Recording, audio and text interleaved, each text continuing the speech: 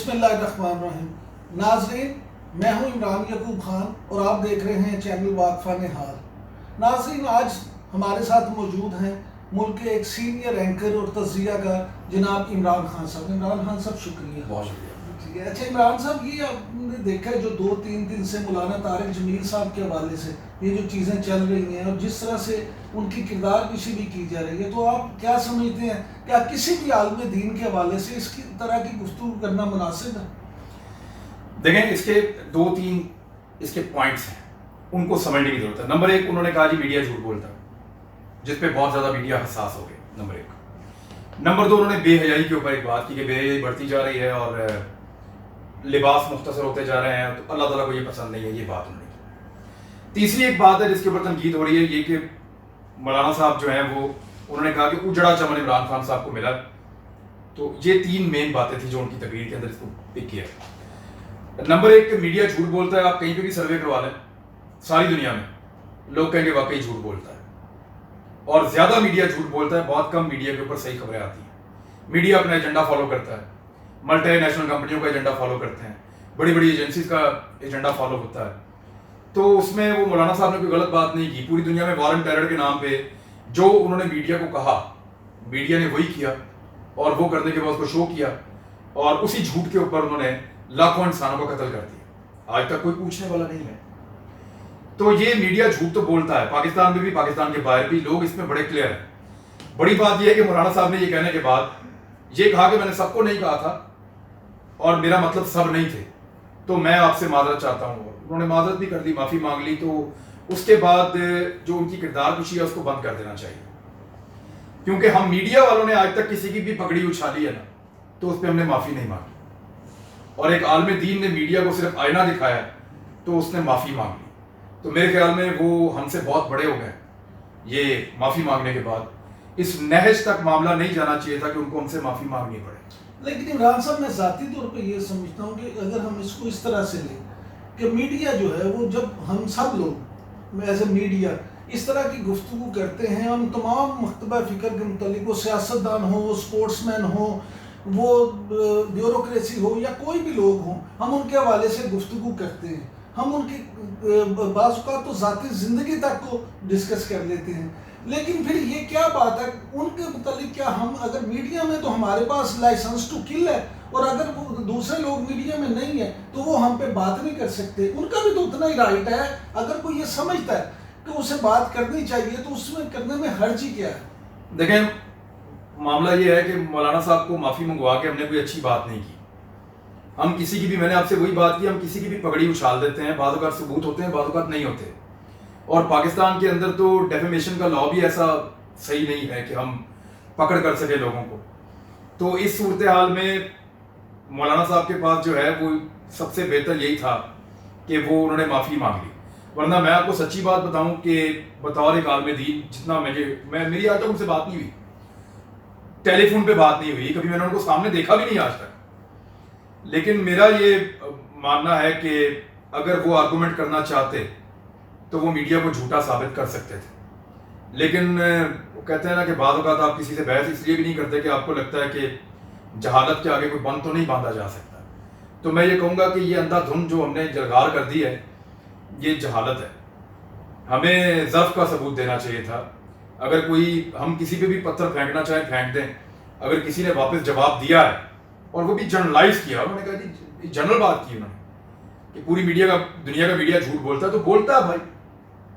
آپ خود روزانہ ایک دوسرے سے لڑتے ہیں کیونکہ آپ کا موقع غلط ہے، آپ کا تو آپ میں تو کوئی تو جھوٹا ہے. ٹرمپ، جب صدر ٹرمپ بار بار یہ کہتا ہے کہ جی سی این این جھوٹ بولتا ہے، سی این این جھوٹ بولتا ہے، تو اس کو اس لیے یہ معافی ہے کہ سی این این کے بارے میں صدر ٹرمپ بھی یہ بات کر رہا ہے. اور مولانا طارق جمیل اگر یہ فرماتے ہیں کہ پاکستانی میڈیا کو جھوٹ بولتا ہے، اس کی مثال ایسی ہے کہ جیسے ہم دیکھیں، ہم کہتے ہیں کہ سیاستدان کرپٹ ہیں، تو اس کا مطلب یہ تو نہیں ہوتا کہ ہم یہ کہتے ہیں کہ تمام سیاستدان کرپٹ ہیں. اگر ہم یہ کہتے ہیں کہ پلیئر جوا کھیلتے ہیں تو اس کا مطلب یہ تو نہیں کہ تمام پلیئر جوا کھیلتے ہیں. اس سے مراد یہ ہوتا ہے کہ بات، کچھ لوگ اس میں کرپٹ بھی ہیں، کچھ لوگ ایسے بھی ہیں جو جوا کھیلتے ہیں.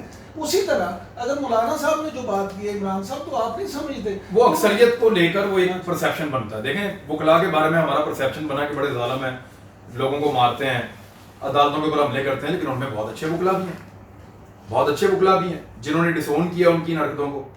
اسی طرح سے پرسیپشن پولیس کے بارے میں یہ ہے کہ بڑی ظالم ہے, لوگوں کے ساتھ زیادتی کرتی ہے, رشوت کھاتی ہے. پٹواریوں کے بارے میں یہ بنا. لیکن دیکھیں اکثریت بناتی ہے پرسیپشن.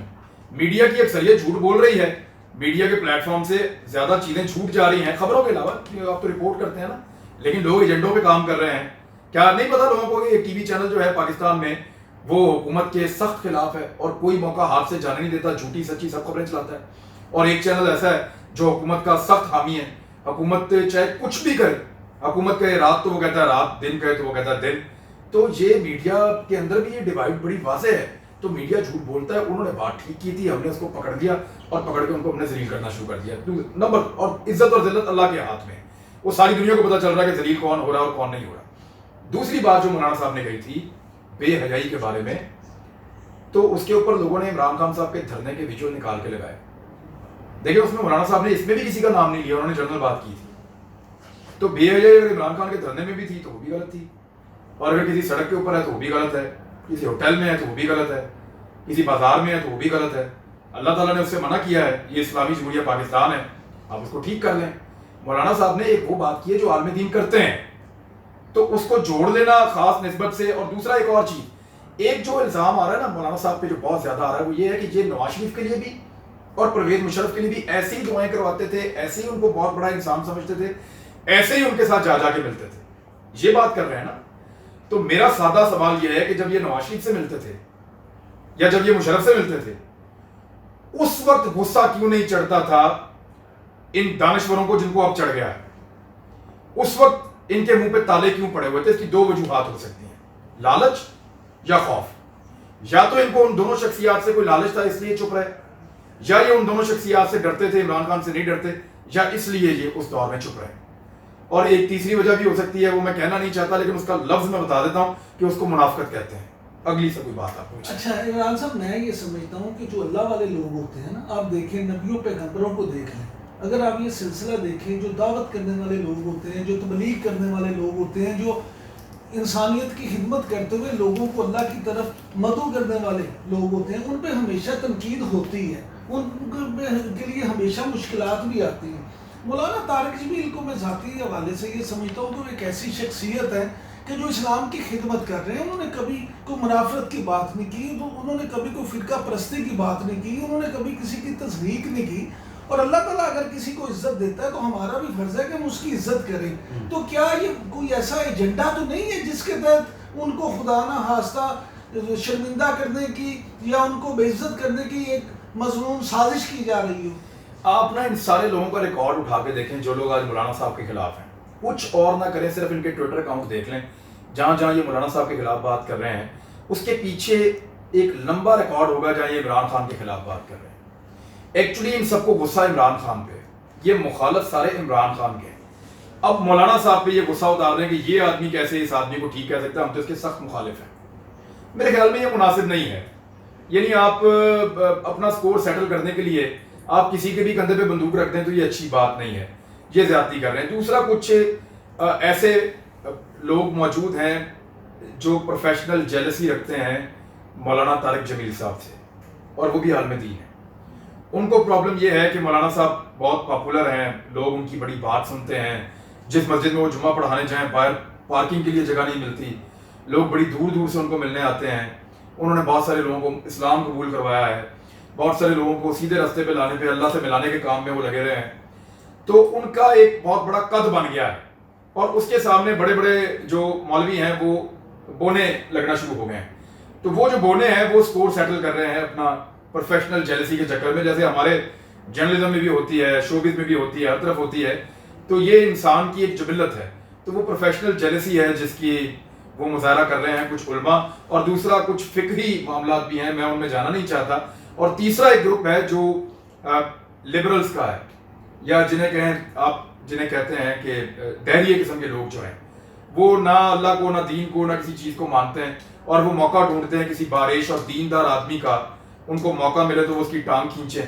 تو ان کو یہ موقع مل گیا ہے اور وہ اس سے فائدہ اٹھا رہے ہیں. آپ کا اشارہ نام نہاد موم بتی مافیا کی طرف, وہ میرا جسم میری مرضی والے لوگ ہیں, یہ اس موقع سے فائدہ اٹھائیں اور اٹھا رہے ہیں. ناظرین آپ نے میری اور عمران خان صاحب کی گفتگو سنی. اگر آپ کو ہماری یہ گفتگو پسند آئے تو اس کو لائک کریں, ہمارا چینل واقفہ نہال سبسکرائب کریں اور بالکل اس کو بیل آئیکن کو آن کرنا نہ بھولیے گا. بہت شکریہ.